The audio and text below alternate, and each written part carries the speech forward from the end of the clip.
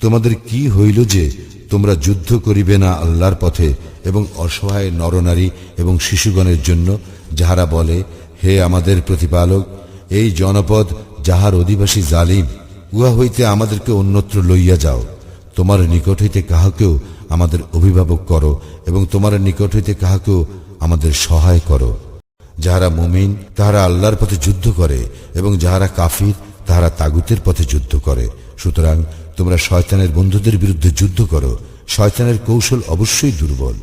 তুমি কি তাহাদেরকে দেখো নাই যাহাদেরকে বলা হইয়াছিল, তোমরা তোমাদের হস্ত সংবরণ করো, সালাত কায়েম করো এবং জাকাত দাও? অতঃপর যখন তাহাদেরকে যুদ্ধের বিধান দেওয়া হইল, তখন তাহাদের একদল মানুষকে ভয় করিতেছিল আল্লাহকে ভয় করার মতো অথবা তদপেক্ষা অধিক, এবং বলিতে লাগিল, হে আমাদের প্রতিপালক, আমাদের জন্য যুদ্ধের বিধান কেন দিলে? আমাদেরকে কিছুদিনের অবকাশ দাও না। বলো, পার্থিব ভোগ সামান্য, এবং যে মুত্তাকী তাহার জন্য পরকালেই উত্তম। তোমাদের প্রতি সামান্য পরিমাণও জুলুম করা হইবে না।